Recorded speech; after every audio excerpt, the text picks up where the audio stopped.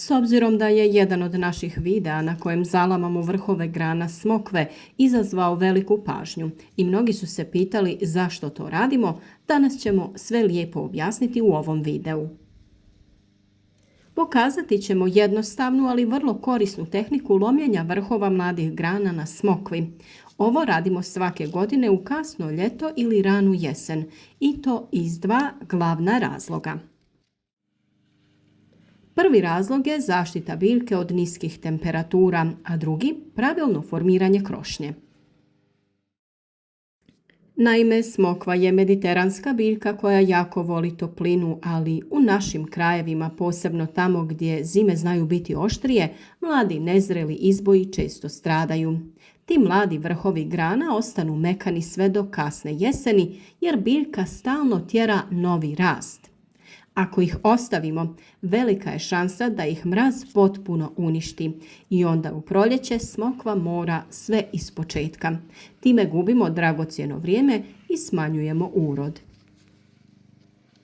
Zato na kraju ljeta, recimo krajem augusta ili tokom septembra, ovisno o lokaciji i vremenskim uslovima, lomimo vrhove grana koje su narasle u sezoni.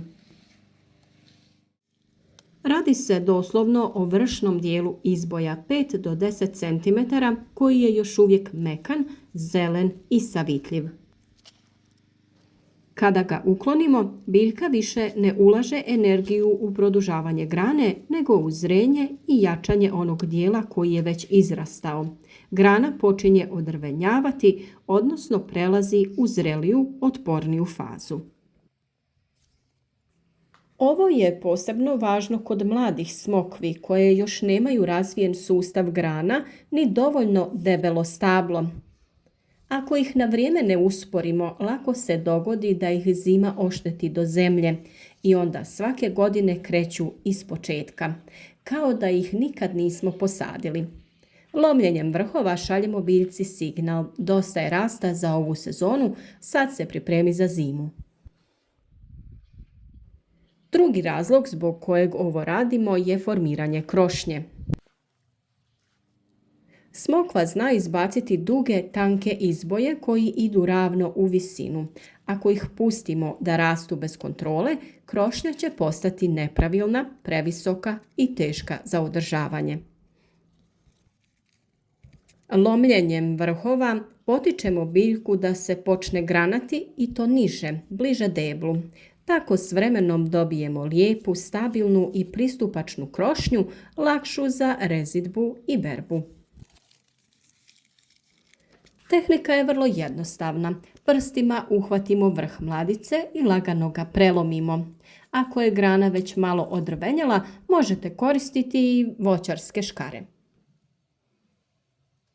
Ono što je bitno jeste da ne oštetimo ostatak grane, ne čupamo, ne lomimo pregrubo. Ako imate više izboja na istoj biljci, ponovite postupak na svakom vrhu i to je to. Nekoliko minuta posla koji može značiti razliku između uspješne zime i oštećenja voćke. Ova metoda se ne koristi samo kod smokve. Slična praksa postoji i kod vinove loze, paradajza i mnogih drugih biljaka i voćaka koje imaju snažan vegetativni rast. Ali kod smokve je posebno korisna jer smokva ima tu naviku da raste brzo i uporno, bez obzira na uslove. Za kraj, važno je napomenuti, ako ovo ne stignete napraviti u pravo vrijeme, bolje je onda da ne dirate ništa. Ako prelomite vrhove prekasno, biljka možda neće imati vremena da odrveni granu prije mraza. Znači, optimalno vrijeme za ovu mjeru je kraj augusta do kraja septembra, ovisno o klimi i regiji. I eto, uz minimalan trud osiguravate svojoj smokvi bolju otpornost na hladnoću i ljepši oblik krošnje u godinama koje dolaze. Naravno, važno je i pravilno orezivanje i prihrana, što su teme koje ćemo posebno odraditi kada za to dođe vrijeme. Za još korisnih savjeta družite se s nama na kanalu Proizvodnja voća i povrća, a kao znak podrške ostavite like i komentar ispod videa, podijelite ga na društvenim mrežama kako bi i drugi imali koristi od naših savjeta.